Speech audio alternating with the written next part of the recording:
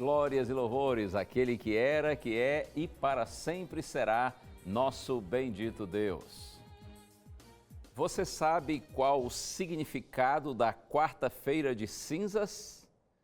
Esse é um assunto que tem a ver com questões espirituais, arrependimento e mudança de vida. O que diz a Bíblia sobre o verdadeiro arrependimento? Está na hora, eu estou com você, você está comigo, nós estamos juntos aqui no canal da Esperança e a partir de agora no ar, Além dos Fatos.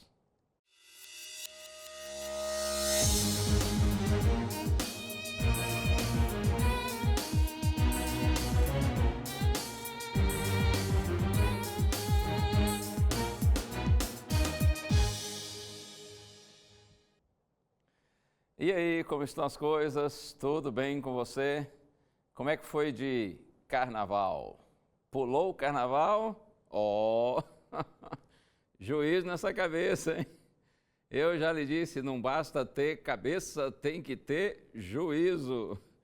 E se você foi a um retiro espiritual, por exemplo, aí eu tenho que lhe parabenizar, não é? Eu, inclusive, tive o prazer neste final de semana, até segunda-feira, de participar de um retiro espiritual lá em Aracaju, Sergipe. Quero aproveitar e mandar um grande abraço para todos os amigos queridos da Igreja Central de Aracaju e outras igrejas que estiveram participando lá do nosso retiro espiritual. Foi maravilhoso. O tema Derrubando Muros, Construindo Pontes, Rumo ao Lar. Foi uma delícia ter participado com vocês. Comi, inclusive, muito cuscuz. Ô, bênção! Muito bom. Deus abençoe todos vocês aí que participaram do Retiro Espiritual, pastor Nelson e todos os queridos amigos. Eu tenho mais abraços aqui também para compartilhar com outros amigos. Vou começar aqui com a Cimei Rodrigues, de Recife. E também um abraço para a Yolanda, que mora em Turiaçu, no Maranhão. Tem mais gente, Ana Maria de Caldas do Jorro Tucano, Bahia. E ainda para Maria Augusta e o Benedito Nascimento, um senhor e uma senhora que são de São Paulo, capital. Também para Janete Almeida de Salvador, na Bahia. E para você que está aí na sua poltrona, no seu sofá, ou na sua cama, ou quem sabe no seu ambiente de trabalho, num hospital, num presídio, seja lá onde for, o importante é que você está aí, nós estamos juntos para esse programa, para esse momento abençoado quando o Senhor, através de sua santa palavra, fala ao nosso coração. Muito obrigado pelo carinho de sua audiência. Tanto você que assiste agora ao programa ao vivo, nessa quarta-feira à noite, ou você que assiste a reprise na sexta-feira de manhã ou no sábado de manhã. Por isso que eu sempre digo, seja de noite ou de dia, muito obrigado por sua companhia. E eu quero lhe oferecer um presente já conhecido para aqueles que são telespectadores do programa Além dos Fatos. É a revista Verdades para o Tempo do Fim. Se você ainda não tem essa revista, é só você pedir que a gente manda para você, tá bom? É um presente mesmo, não lhe custa absolutamente nada. Em realidade, esse material é um curso bíblico. 16 temas da Bíblia são apresentados aqui numa linguagem bem fácil de você compreender. Entre no blog do programa Além dos Fatos e faça o seu pedido. Ou então você solicita por telefone. Nosso número é o DDD 12 21 27 31 21. Você liga em dia útil e horário comercial. Nossa equipe vai anotar os seus dados e enviar a sua revista. E a gente sempre lhe convida para interagir conosco em nossas redes sociais, seja pelo Facebook, e eu cumprimento todos os amigos que agora ao vivo nos acompanham pelo Face, ou então você pode interagir conosco pelo nosso Instagram. E outra ótima opção é o nosso canal no YouTube. Inscreva-se lá para que você sempre seja informado quando nós colocarmos um novo vídeo e você possa rever os programas e compartilhá-los também com seus amigos. Queremos ter o prazer da sua companhia e da sua participação.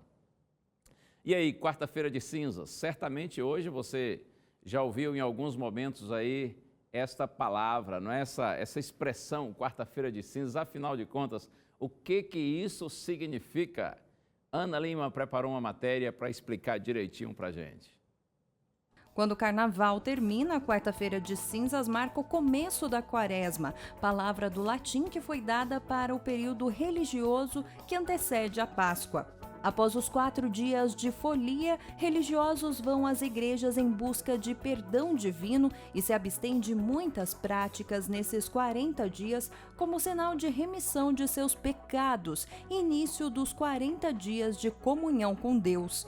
A igreja diz que essa época é de reflexão e intensificação de espiritualidade, através de práticas como jejum, caridade e oração. Para os cristãos católicos, uma missa é celebrada e cinzas da queima dos ramos do Domingo de Ramos do ano anterior é passada na testa dos fiéis como sinal de reflexão e fragilidade. Olhando as cinzas, eu posso perceber que eu sou do pó e o pó eu vou retornar. Então eu sou convidado a viver uma dinâmica de mais humildade, de mais sobriedade com a vida e com os irmãos. Após a quaresma é comemorado a simbólica ressurreição de Cristo no domingo de Páscoa. A prática existe desde o século IV. A cor litúrgica para este período do ano é o roxo, que significa luto e penitência. A quaresma deve começar hoje no calendário cristão e acaba no Domingo de Ramos, uma semana antes do Domingo de Páscoa. É isso. A quarta-feira de cinzas faz parte do calendário religioso católico. Como você viu aí, é o primeiro dia da quaresma. Quaresma são os 40 dias que antecedem a Páscoa, sem contar os domingos. As cinzas que os fiéis católicos recebem na testa, que são aplicadas pelo sacerdote, elas são uma lembrança da importância da conversão, da mudança de vida. E ainda esse simbolismo tem também o propósito de fazer com que os irmãos católicos se lembrem de que tudo nesse mundo é transitório, de que essa vida é passageira e o lar definitivo dos filhos de Deus é o céu. Esse costume lembra uma antiga prática do Oriente, de assentar-se sobre cinzas ou jogar cinzas sobre a cabeça, numa expressão de tristeza, de desespero, de angústia e arrependimento. Inclusive, a Bíblia diz que os judeus, além das cinzas, eles também, nesses momentos assim de angústia, de arrependimento, tristeza, eles rasgavam as próprias vestes. Estes, na verdade, são símbolos exteriores que expressam um anseio do coração. Mas qual o perigo que existe nestes símbolos? Não só no símbolo das cinzas sobre a testa, mas tantos outros símbolos espirituais que nós temos. Existe um perigo neles. Mas antes de avançar com esse tema, eu gostaria de orar com você, para que nós tenhamos a orientação do Senhor. Vamos orar juntos. Pai querido, por Tua graça te peço, Senhor, abençoa-nos nessa hora, para que Tua palavra seja livre, seja clara, seja objetiva, e que assim possa alcançar o nosso coração e guiar os nossos passos. Pedimos a unção e a orientação do Teu Santo Espírito, Pai, no nome santo de Jesus. Amém. Muito bem. Qual é o perigo desses símbolos espirituais que muitas vezes nós usamos em nossas igrejas? Essas práticas que com o decorrer do tempo, ao longo dos séculos, são criadas, né? Esses símbolos externos, como eu disse, que devem expressar um anseio do coração. Ora, o perigo é que tudo isso se torne um ato meramente formal, né? Algo que fique apenas no aspecto ritual e não seja acompanhado de sinceridade de propósito. Por conta desse risco, é que existe uma advertência na palavra do Senhor que certa vez o Senhor fez aos seus filhos, ao antigo Israel no passado. Já abri a minha Bíblia aqui no livro do profeta Joel, capítulo 2, e vou ler para você os versos 12 e 13. Joel é um dos chamados profetas menores. Os profetas menores não é que eles fossem menos importantes que os outros, mas é que eles escreveram menos.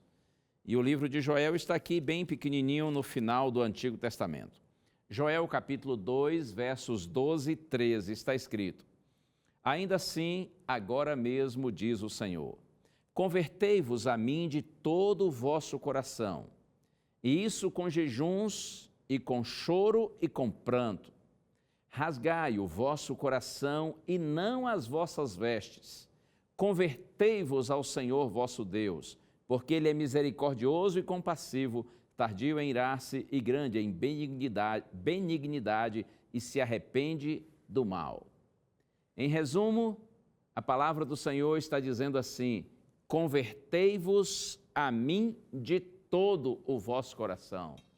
E Deus diz: rasgai o vosso coração e não as vossas vestes.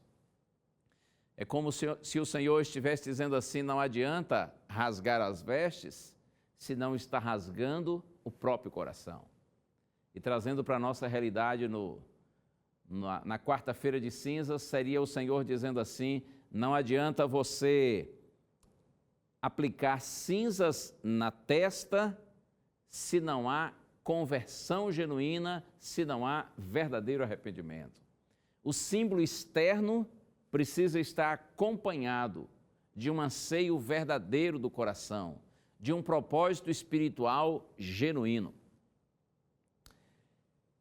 Para Deus, o que nós fazemos e falamos é menos importante do que os reais motivos do nosso coração.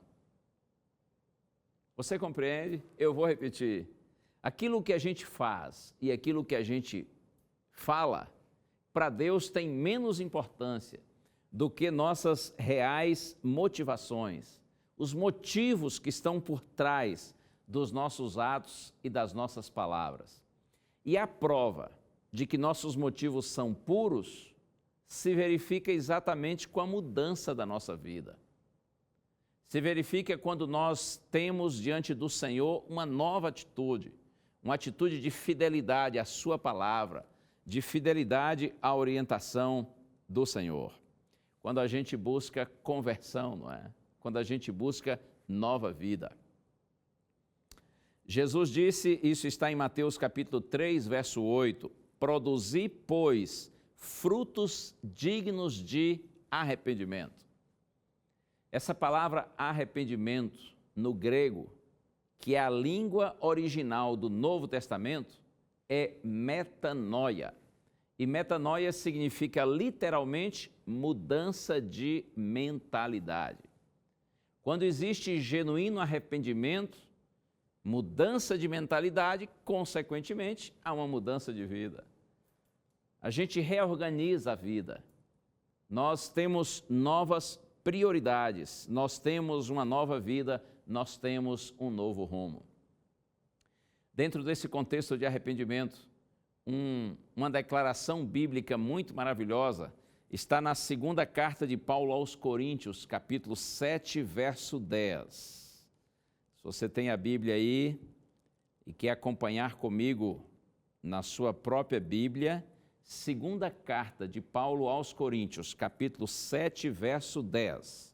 Está escrito assim: porque a tristeza, segundo Deus, produz arrependimento para a salvação, que a ninguém traz pesar, mas a tristeza do mundo produz morte.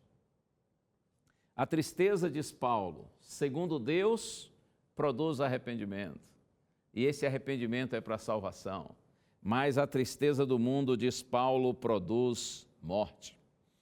A tristeza, segundo o mundo, consiste apenas em pesar pelas consequências do pecado, e não pelo pecado em si, não pelos motivos egoístas do nosso coração.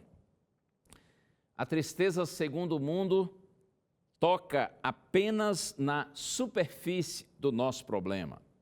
Mas a tristeza, segundo Deus, inclui, é claro, pesar pelas consequências dos erros, dos nossos erros, porém vai além disso.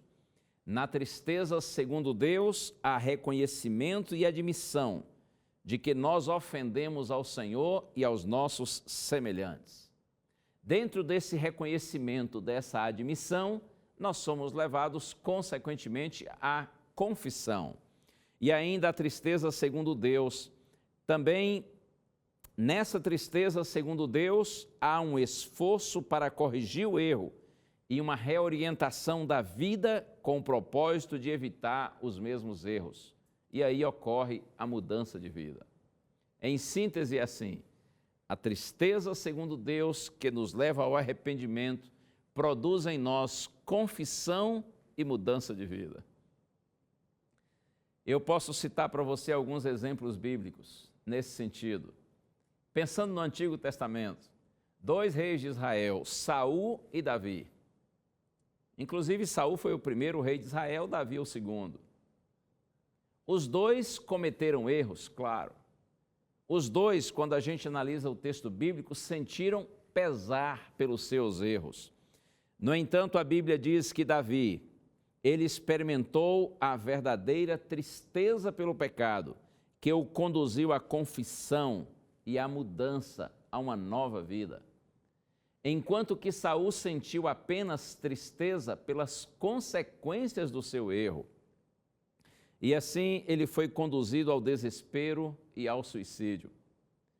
E agora, pensando no Novo Testamento, me lembrei de Judas e Pedro, Judas Iscariotes e Simão Pedro, os 2 discípulos do Senhor Jesus Cristo. Você que conhece a história deles sabe que nos momentos finais da vida de Cristo aqui na terra, tanto Judas quanto Pedro erraram em relação a Jesus. Judas traiu o mestre e Pedro negou o Senhor. Pedro, os dois, sentiram pesar pelas consequências dos seus erros, porém Pedro foi além do pesar. Pedro chorou pelos motivos que o levaram a negar o Senhor Jesus Cristo. E nesse sincero arrependimento, Pedro recebeu o perdão e teve uma nova vida. Mas quando a gente vê a história de Judas, a gente percebe que o pesar dele foi apenas pelas consequências do seu erro. E assim como Saul, lamentavelmente Judas se desesperou e se matou. O desejo de Deus é claro, que nós experimentemos a genuína tristeza que nos leva ao arrependimento, à confissão e à mudança de nossa vida. O desejo de Deus, inclusive, é que todos os homens se arrependam. Segunda carta de Pedro, capítulo 3, verso 9. No contexto onde Pedro está falando a respeito da segunda vinda de Jesus a essa terra, Pedro diz assim: não retarda o Senhor a sua promessa, como alguns a julgam demorada. Pelo contrário, Ele é longânimo para conosco, ou seja, Ele tem ânimo longo, Ele tem uma grande paciência para conosco, não querendo, diz Pedro, que nenhum pereça, que ninguém morra, mas que todos cheguem ao arrependimento. Pedro está dizendo assim: olha, Jesus não voltou ainda, porque é um desejo no coração de Deus, que todos os homens se salvem, mas para que todos eles se salvem, todos eles precisam se arrepender. O propósito e o desejo de Deus é que todos se arrependam, para que todos tenham a salvação. Esse é o propósito, esse é o desejo do Senhor, levar-nos à tristeza pelo pecado, mas como eu disse, não apenas pelas consequências dos nossos pecados, mas pelo nosso pecado em si, pelo egoísmo do nosso coração, por nossa malícia, por nossa maldade, por nossa impureza. Este genuíno arrependimento produz confissão e mudança de vida. E sempre que o pecador experimenta essa mudança, essa nova vida, claro que isso agrada ao Senhor. Eu estou pensando agora no Evangelho de Lucas, capítulo 15. Esse é um texto também fabuloso. Jesus conta no capítulo 15 de Lucas 3 parábolas, 3 histórias. As parábolas eram histórias que o Senhor Jesus criava para ilustrar os seus ensinamentos. Jesus conta a parábola de um homem que possuía 100 ovelhas e uma se extraviou. E ele foi buscá-la. E quando a encontrou, colocou nos seus próprios braços e trouxe a sua ovelha que havia se extraviado e disse para os seus amigos e os seus vizinhos: alegrem-se comigo, porque a minha ovelha que estava perdida foi encontrada. E aí Jesus disse assim: da mesma forma haverá júbilo no céu por um pecador que se arrepende. Então Jesus contou a outra parábola de uma mulher que possuía 10 moedas e perdeu uma.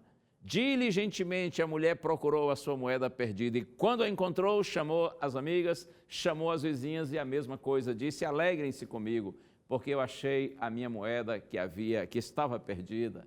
E Jesus outra vez diz: da mesma forma há alegria no coração de Deus, nos anjos de Deus, quando um pecador se arrepende. E a terceira parábola de Lucas 15 é a mais conhecida, a parábola do filho pródigo. O garoto que abandonou a casa do pai, pegou sua herança e foi embora, partiu para uma terra distante, gastou todos os seus bens, todos os seus recursos, humilhado na pobreza, na miséria, decide arrependido voltar para casa. E Jesus diz que quando ele está, antes de chegar em casa, quando ainda está no caminho, o pai o avista de longe, corre ao seu encontro, o abraça, o beija, e o pai faz uma festa para comemorar o retorno do filho. E Jesus diz que da mesma forma há alegria no céu. O pai do filho pródigo, que representa Deus, é claro, ele diz: esse meu filho estava perdido e foi achado, estava morto e reviveu, por isso é que nós temos que nos alegrar. Você compreende? A alegria no coração de Deus, quando nós nos arrependemos, quando verdadeiramente nós nos arrependemos, quando nós nos voltamos para o Senhor inevitavelmente se volta para nós, porque há prazer no Senhor em ver a nossa disposição de buscá-lo. Na carta aos Romanos, capítulo 5, verso 20, está escrito: onde abundou o pecado, superabundou a graça. Significa dizer que há mais graça no coração de Deus do que pecado em nossa vida. E talvez você esteja me assistindo agora e pensando assim: ei, pastor, mas é que você não me conhece. Não sabe quantas bobagens já fiz, quantas coisas erradas tenho feito na vida. Eu insisto com você, há mais graça no coração de Deus do que pecado na sua vida. Onde abundou o pecado, está escrito, superabundou a graça de Deus. Significa que todos os pecadores, eles podem ser alcançados e perdoados pelo Senhor, desde que eles sejam sensíveis à voz de Deus, desde que eles busquem o Senhor de todo o coração, desde que, em vez de rasgarem suas vestes, eles rasguem o próprio coração diante do Senhor e clamem pela misericórdia, pela bênção e pelo perdão de Deus. E o perdão de Deus é oferecido a você e a mim. Louvado seja o nome do Senhor. Detalhe importante, nós não fazemos o que é certo para sermos amados. Nós fazemos o que é certo porque somos amados. Em outras palavras, eu posso lhe dizer, nós não nos arrependemos para sermos amados, mas porque nós somos amados é que nós nos arrependemos. É Paulo também que diz em Romanos capítulo 2, verso 4, a bondade de Deus é que te conduz ao arrependimento. E ainda está escrito, 2 Coríntios capítulo 5, verso 14, o amor de Cristo nos constrange. É o amor de Cristo que nos encanta, que nos aproxima dele, que nos conquista, que nos leva ao arrependimento. Bendito amor do nosso Senhor. Eu quero terminar só com mais um verso, e agora eu vou a Isaías capítulo 61.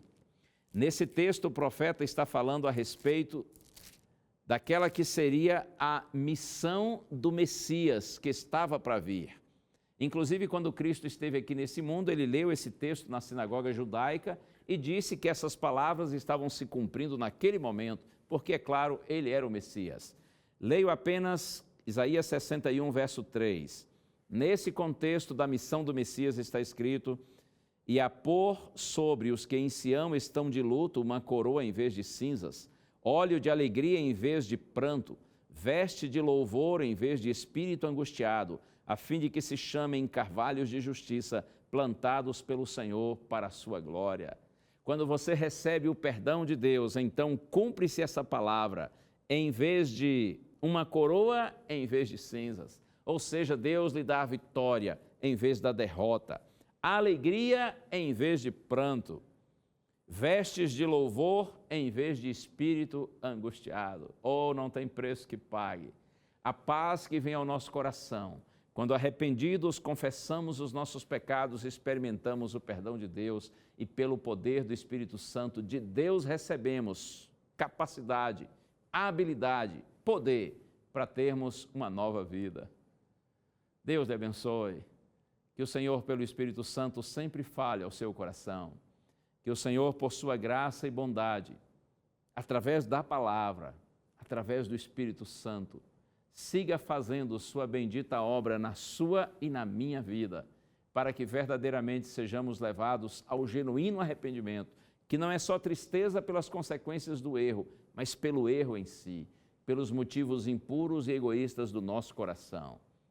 E que ao experimentarmos esse arrependimento produzido pelo Espírito, que a nossa confissão seja imediata e que a nossa mudança de vida torne-se inevitável pelo poder do Espírito Santo em nós.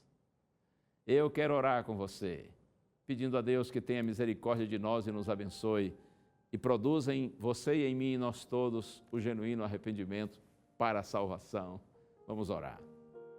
Ó Deus e Pai, louvado seja o teu bendito nome, Senhor, porque tu és maravilhoso.